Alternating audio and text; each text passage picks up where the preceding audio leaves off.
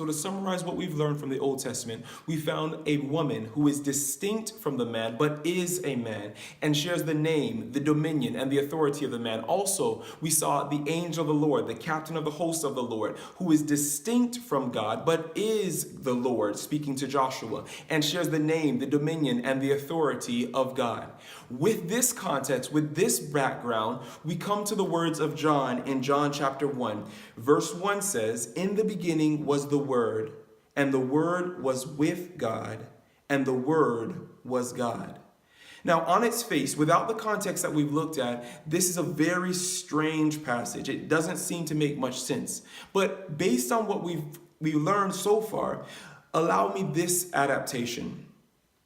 In the beginning was the woman, and the woman was with the man, and the woman was man.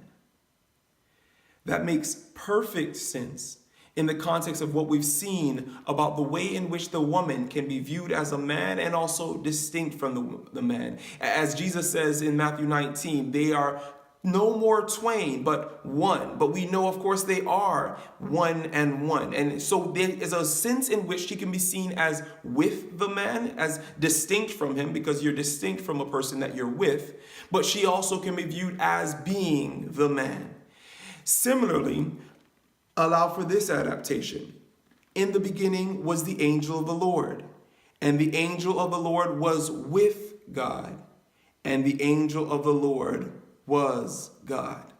Again, this makes perfect sense in the context of what we've looked at in the way the Bible describes the angel of the Lord in the Old Testament.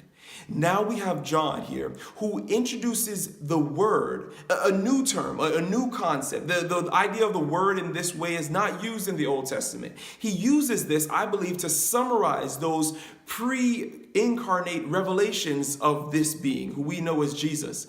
These revelations he summarizes by using this term, the word. However, he uses this new term, the word, in verse 1, going down until he gets to verse 14.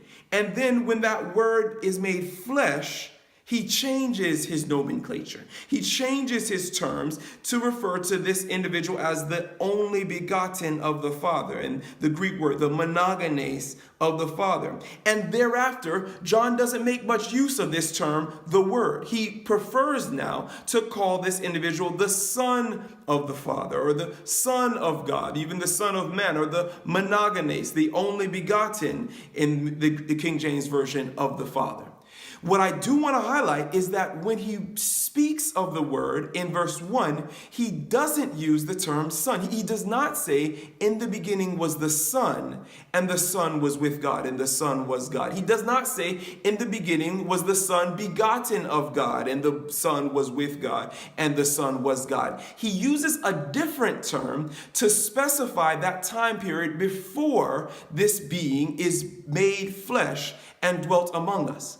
And before he is made flesh, he is not referred to as the Son. Back in the Old Testament, in all the passages we looked at, nowhere is the angel of the Lord referred to as the Son of the Lord. Nowhere is the captain of the host of the Lord referred to as the Son of God. All of these passages, he's referred to as an angel. He's referred to as the captain of the host of the Lord. And there's no concept of being begotten of the Father in those passages. And so when John comes to his gospel, he begins it by using this term, the Word, until that Word is made flesh and becomes the Son of God. And thereafter, he is referred to as the Son of God.